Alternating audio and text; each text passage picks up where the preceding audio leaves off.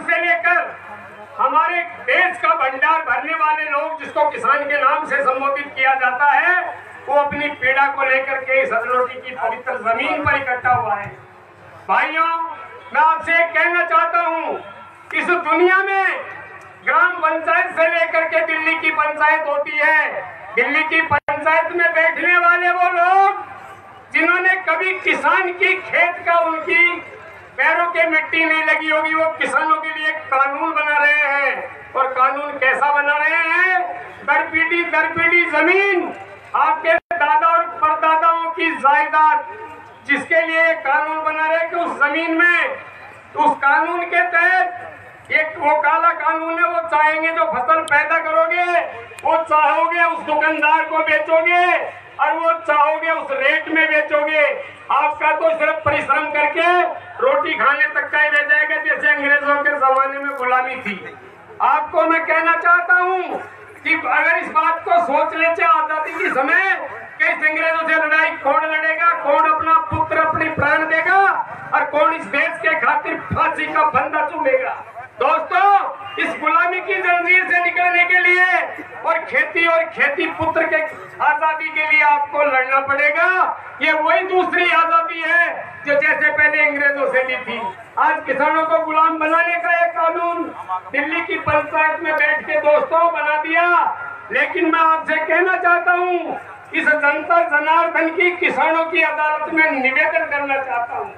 मैं तो स्टेज पर खड़ा रहकर बोलने वाला एक मामूली सा वक्ता हूँ, लेकिन आप बैठ करके सुन के फैसला करने वाले इस किसान पंचायत के मजिस्ट्रेट हो। आज की पंचायत में एक होकर ये फैसला सुना दो और फैसला सुना के अपना संगठन से मोदी को ये बता दो कि इस कानून को हम बदला के रहेंगे, आपके कानून को हम नहीं मानेंगे। खेती हमारी होगी, पैदा हम करेंगे, हमारी इच्छा के अनुसार बेचेंगे। मोदी तेरे कानून को ये किसान पंचायत इस देश में नहीं मानेगी।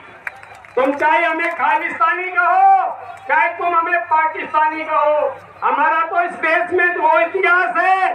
जब देश आजाद हुआ, शाहजहांपुर निवासी बैग अशफाकुल्ला जो इकलौती विधवा माँ का एक पुत्र था, और जब वो आजादी के जंग में जाने लगा, माँ ने कहा तू बेटा मैं मेरा इकलौता पुत्र है, मैं विधवा माँ हूँ, तू मेरा कहना मान, इस आजादी के जंग में मत जाए। तू आजादी के जंग में अगर तेरे प्राण दे दिए तो मेरा इस दुनिया में कौन होगा। तो बैग उस अशफाकुल्ला का माँ से क्या जवाब था? माँ तू एक माँ है, लेकिन तेरे से भी बड़ी एक मेरी माँ है, वो है धरती माँ। बैग अशफाकुल्ला ने इस वतन के खातिर रावी नदी के किनारे जिंदे को आग में जला दिया गया, लेकिन उसने इस वतन को धोखा नहीं दिया। मोदी जी, ये आवाज इस किसान मंच से मैं कहना चाहता हूँ, और अगर कोई भी नुमाइंदा सुनता हो तो पहुंचा दे। ये किसान इस देश से नहीं हटेगा, और ये जग चुका संगठित होकर के ये अगर दिल्ली की तरफ मुंह कर लिया तो मोदी जी करोड़ों रुपए का आपने कार घूम करके, मतलब है कि इसको देश को बर्बाद कर दिया। करोड़ों रुपए का ईंधन कार में जला करके कार को बेकार कर दिया। किसान जग चुका है, ने कानून मानेगा, आपकी कार भी जाएगी, और किसानों ने एक होकर के ललकार दिया, आपके आने वाले पीढ़ी में सरकार भी जाएगी। दोस्तों, मैं इस अजरोटी की इस सरजमीन पर मैं देखता हूँ, जिधर देखूं जिधर ही हमारे किसान बंधु और धरती पुत्र नजर आते हैं। किसान के माने मोदी क्या समझे? इस देश के पालनहार किसान है। जब किसान के खेत में उपज होती है, बाजार जाता है, किराएदार के बच्चे रोटी किराए से खाते हैं। जिस दुकान पे जाके पहुंचता है, उस महाजन के एजेंट की रोटी इस किसान की फसल से खाते हैं। बाजार में जाता है, जूता खरीदता है, नौची के बेटे रोटी इस किसान की उपज से खाते हैं। चाय की दुकान पे जाता है तो डाली और सेब बनाते, तो लाई की परिवार भी किसान की उपज से रोटी खाता है। तो से किस देश की मोदी या किसी अमित शाह से नहीं चलता, इस देश चलता है किसानों की उपज से, किसानों की मेहनत से। तो मैं आपको कहना चाहूंगा कि आज जो मैं सेना को देख करके कहना चाहता हूँ कि या तो मोदी जी को समझना चाहिए, कानून बदल देना चाहिए। मैं एक दो पंक्ति के शेर से सुनाता हूँ कि भूचाल जब आता है, जमीन का दिल भी दहल जाता है और मेघ रुख बदलता है दोस्तों, तूफान भी बदल जाता है। अब मैं इन्हीं अल्फाजों से ज्यादा समय कम है, मेरे पहले आपके सामने कई वक्ताओं ने आपको बहुत कुछ कहा, मैं तो ज्यादा वक्ता नहीं हूँ, लेकिन मैं आपसे निवेदन करना चाहता हूँ, एकता का परिचय दे दो और किसानों के कानून से आजादी की देने के लिए अपनी कुर्बानी दे दो। दोस्तों विश्वास दिलाता हूँ, कानून बदल जाएगा, चला जाएगा और आपकी बात इस दुनिया में रह जाएगी। इन्हीं अल्फाजों के साथ जय जवान, जय किसान, जय भारत, जय हिंद। क्या बात है अली भाई। क्षमा बांधी अली भाई ने।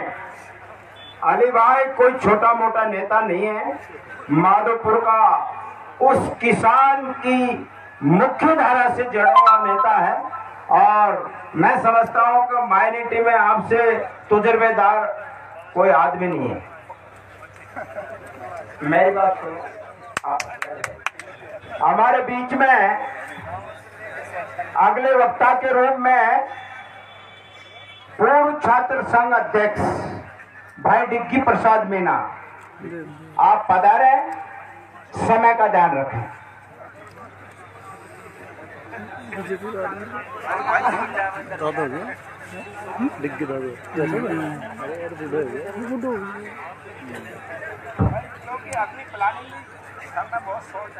आज की सभा के सभापति महोदय,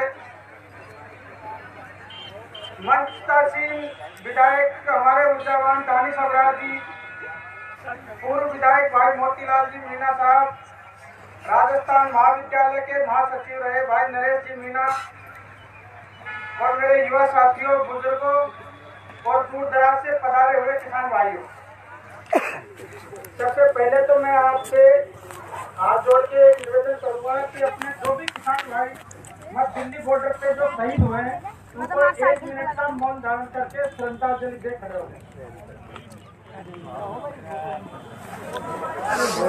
नहीं सही से यार, वैसे सबसे पहले ये काम होना चाहिए था, दिमाग तो ही नहीं लगा। सही यार। मैं बोलूंगा सावधान सावधान।